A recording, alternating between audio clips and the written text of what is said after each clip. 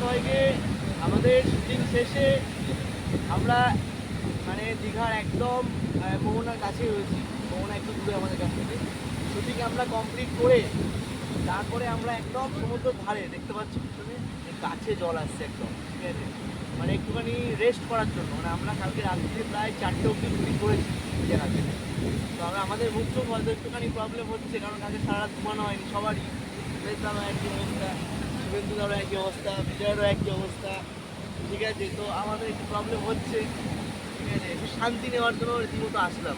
আমরা বুঝতে পারছো কতটা শান্তি, মানে একদম জলের কাছে বসে আছি আমরা, নাইস লাগছে দেখি, ঠিক আছে। মানে একটু পরে আবার স্নান করতেও আসবো, কারণ এখন সমুদ্র উত্তাল, যেহেতু প্রচণ্ড হাওয়া রয়েছে সেই কারণে সমুদ্র এখন উত্তাল রয়েছে। আমরা 11টা-12টার দিকে আসবো, তখন জল অনেকটা দূর চলে যাবে, তখন স্নান করবো।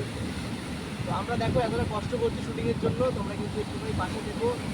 এবং এই মুভিটা ভালো লাগলে আমরা আরও ভালো ভালো মুভি আনবো তোমাদের জন্য, আরও ভালো ভালো কন্টেন্ট আনবো, গল্প আনবো, তা দেখবে তোমরা। আমরা এই কাজ করার জন্য বাইরেও যাবো, তাই তো, বাইরেও যাবো, যেমন দীঘায় এসছি কাজটা করার জন্য, বাকি আরও দূর দূর যাবো, ঠিক আছে, কাজ করার জন্য। তোমরা একটুখানি ভালোবাসা দিও, তাহলেই হবে। তোমরা কিছু বললে বলো, আমি তো এই জায়গাটার মজা নিই। ভাই বন্ধুরা, তো আমাদের একটুখানি সাপোর্ট করে দিও। টাটা। তো বন্ধু, হেভি লাগছে, হেভি জায়গা, হেভি সত্যি দুর্দাংশ। মন শান্তি। তো চলো, বাই।